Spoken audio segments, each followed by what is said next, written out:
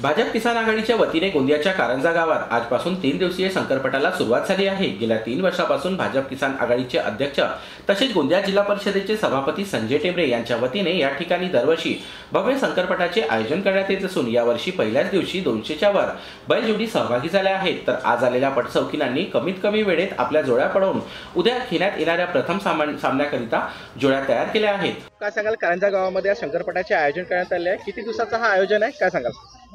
Bharatiya Janata party किसान आघाडी गोंदिया जिल्ह्याच्या वतीनं कारंजा सिद्धांत बाबा ग्राउंडमध्ये आपण शेतकऱ्यासाठी शंकरपट आयोजित केलेले आहे आणि हा 27, 28 आणि 29 जानेवारी असा 3 दिवसीय हा शंकरपट आहे। आणि याच्या अगोदर आम्ही शंकरपट केला, पण यावर्षी आज पहिल्याच दिवशी 200च्या वर जोड्या गेलेल्या आहे। म्हणजे असं वाटतंय की 3 दिवसामध्ये कमीत कमी 500 जोड्या पार करतील असं सध्या तरी वाटतंय।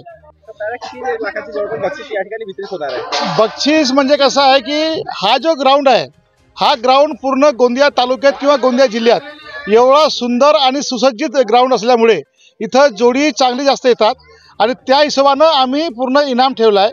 म्हणजे जोड्या केवढ्याही येत प्रत्येक जोडीला इनाम मिळणारच, पुरस्कार मिळणारच। आणि पुरस्कार एवढे ठेवले आहे ते आपण बघाल त्या पूर्ण पोस्टरवर, तर तुम्हालाही वाटेल की एवढे पुरस्कार तुम्ही कसे काय ठेवले म्हणून। पण काय असते, शेतकरी बांधव आहे, त्याचा सन्मान कोण करणार?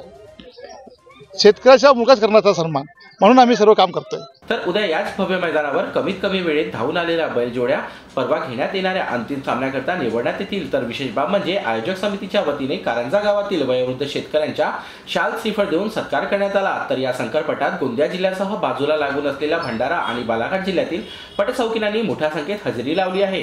तर खास बाब म्हणजे विजयी झालेल्या बैलजोड्यांसह ज्या बैलजोड्या पराभूत होतील अशा बैलजोडी मालकांना देखील प्रोत्साहनपर बक्षीस देण्यात येतील, हे विशेष।